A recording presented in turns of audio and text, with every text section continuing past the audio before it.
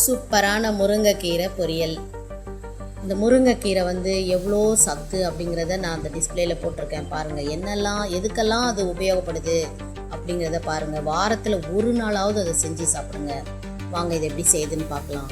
இதுக்கு முருங்கைக்கீரையை வாங்கி நல்லா க்ளீன் பண்ணிவிட்டு அதை கழுவி வச்சுக்கலாம். ஒரு பக்கம் வச்சுருவோம். இப்போ அடுப்பில் கடாய் வச்சுட்டு அதில் 2 டேபிள் ஸ்பூன் ஆயில் விட்டுக்கிறேன், ரீஃபைண்ட் ஆயிலு.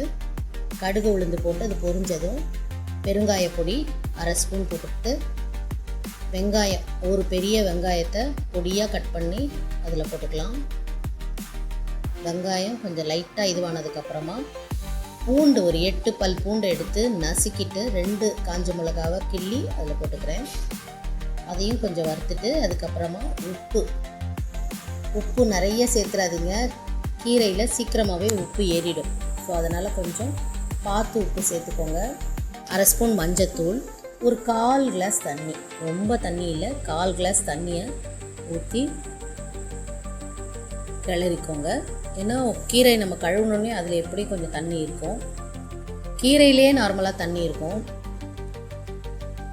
இதில் கீரையை கழுவி அதில் போட்டுக்கலாம். முருங்கைக்கீரையை நிறைய பேர் கழுவ மாட்டாங்க. அது முருங்கைக்கீரை தாமரை இலை மாதிரி, தண்ணி எப்படி தாமரை இலையில் தண்ணி ஒட்டாதோ அது போல் முருங்கைக்கீரையில் டஸ்ட்டு ஒட்டவே ஒட்டாது. ஆனாலும் நம்ம கழுவிக்கிறது நல்லது. அதை கழுவி நல்லா வறுத்துக்கலாம்.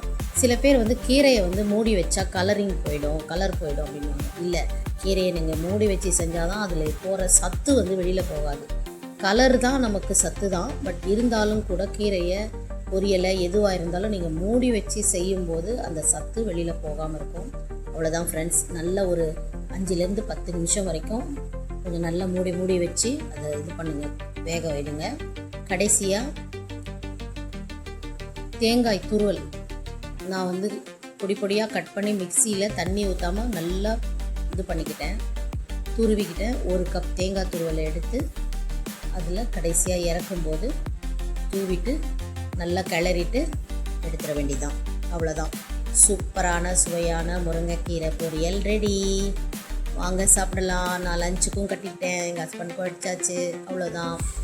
இந்த வீடியோ உங்களுக்கு பிடிச்சிருந்தா லைக் பண்ணுங்கள், ஷேர் பண்ணுங்கள், கமெண்ட் பண்ணுங்கள். தேங்க்யூ ஃபார் வாட்சிங். Thank you friends. தேங்க்யூ. சப்ஸ்கிரைப் பண்ணுங்கள் ஃப்ரெண்ட்ஸ், முக்கியமாக சப்ஸ்கிரைப் பண்ணுங்கள் ஃப்ரெண்ட்ஸ். தேங்க்யூ.